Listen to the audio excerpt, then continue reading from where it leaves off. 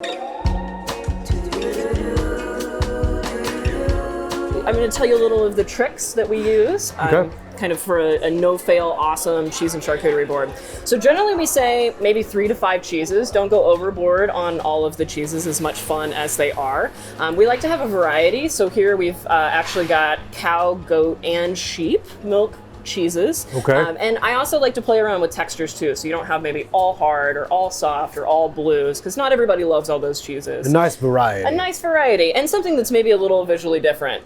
So this guy here is called Red Rock Cheddar, and he's made out of Wisconsin. It is a natural rinded cheddar on the outside, so they age it in the open air where it winds up getting a really nice rind development.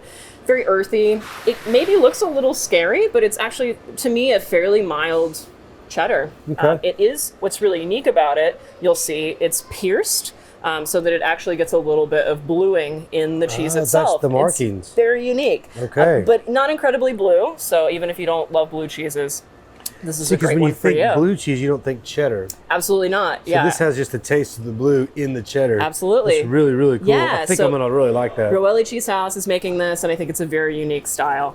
So another one that's really popular around the holidays is called Drunken Goat. This one has been around for a while. I wonder where that name came from. Right. So the joke is we take the goat, we get him really drunk and milk him. Just kidding. Not really. They make the cheese, and there's actually a cheese called Naked Goat that's very similar to this, but with Drunken Goat, they take the wheel and they submerge it into wine for a period of time. So there's actually kind of a red wine stain on the outside. If you eat the rind, you'll get a lot more of that flavor. So a very different texture, obviously very different visually. If you have a soft cheese, we tend to say don't pre-cut it because it'll get really goopy and stick everywhere.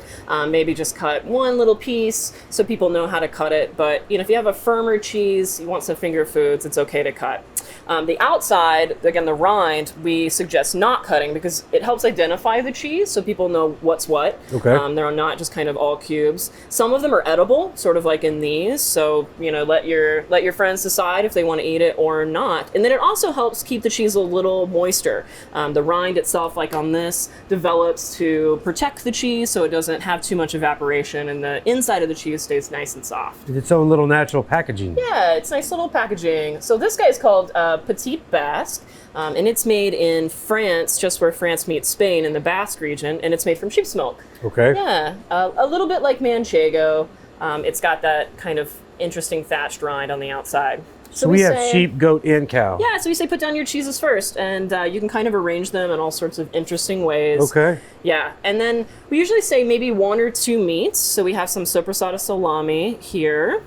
That is just, sliced thinly. You can put them down like that. You can make kind of interesting little shapes with them and, wedge them into little crevices on your cheese board. Just get creative. Get creative, absolutely. So whatever feels right. But we like to have a little bit of cured meat. That saltiness is nice and plays off the fattiness of the cheese. All right, what else do you think we should put on here? Well, I just love how so far we've got colors that pop. They do. And so since all the ingredients are going to taste good, let's stick with that theme, Sounds good. That's what I was trying to. Maybe insert the grapes. Okay, sounds great. So I love to do a little bit of fresh fruit. Grapes go with absolutely everything, I think. But there's a lot of kind of interesting fruits you could use out there that are seasonally or that certainly play off the flavors of the cheeses. I like to do dried fruits too. Apricots are always, I think, really lovely for different Alpine style cheeses or kind of nuttier cheeses. It definitely plays off that too. So we always like to add something, we call them pickledy things. They don't have to be pickles, but something with a little briny flavor to them. They can certainly be pickles, but of course we love olives and have lovely bulk olives for sale well here. You can get, as few or as many as you want. And these guys are Castelvetranos and a little Kalamata. They'll cut through the fattiness of the cheese. And then maybe something for a little, like you said, color, maybe a little more pop. These are red peppadew peppers that are not super spicy. They're a little sweet, little pickledy, just super fun. And you can stuff them with things inside if you want to get really creative. I would for sure do that. Yeah, and then I also like some crunchy stuff. So I usually say 1 or 2 crunchy things. You can do nuts or crackers, fava beans, you name it. Yeah, anything at all. So isn't that cool? Just a little it looks great. Yeah. Yeah, and then I also like to do maybe something that's a little sweeter, some sort of condiment. It could be a mustard, certainly, but I love jam. I think jam is a great kind of booster. Yeah.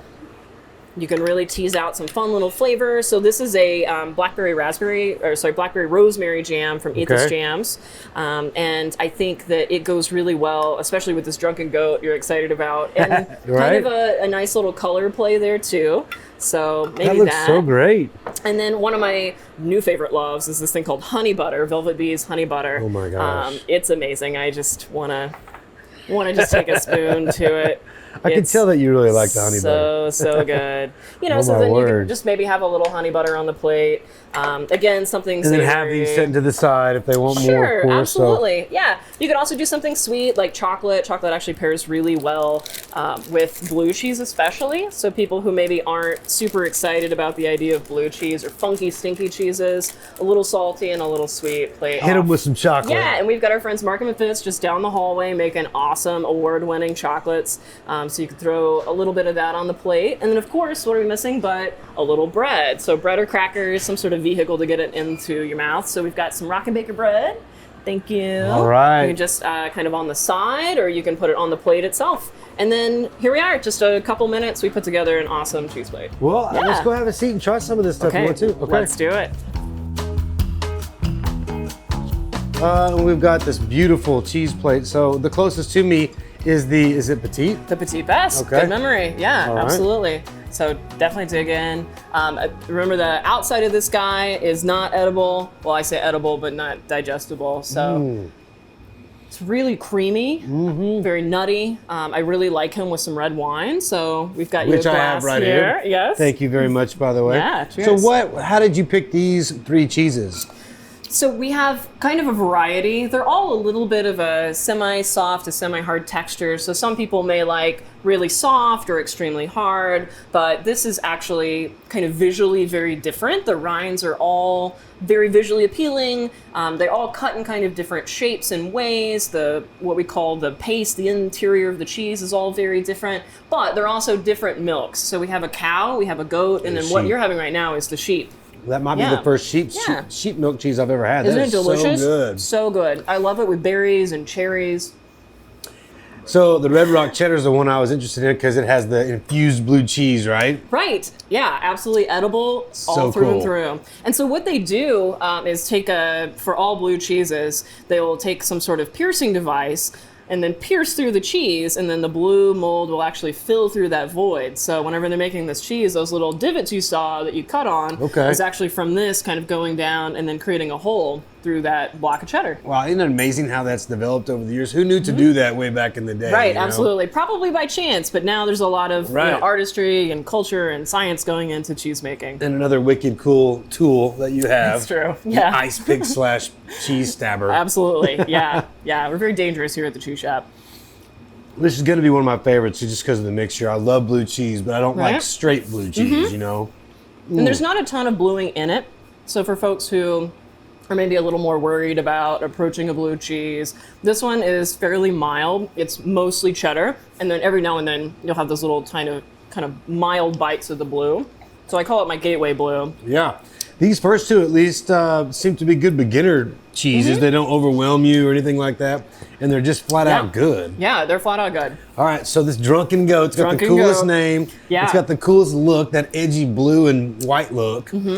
So a lot of, you can tell by coming to a cheese counter looking, in a grocery store, if you see a cheese that's super, super white, usually means 2 things. One, it's either a super fresh cheese, kind of like mozzarella, or it's a goat cheese. So super, super white paste, and then on the exterior there, aged in an Italian red wine. That is amazing. I'm glad we got to see the 3 different milks. That's really, really good. It's fun, right? Yeah. Oh my gosh. And some are pasteurized and some aren't. Yeah, that's actually a good point. I think all 3 of these are pasteurized, but we do carry raw milk cheeses. They just, in the United States, have to be aged at least 60 days. And we've got some amazing ones. Parmigiano Reggiano that we cut earlier legally has to be made in Italy with raw milk. They won't allow it with any sort of pasteurized processes. And then, again, aged for a long period of time to meet those standards. Awesome. Unbelievable.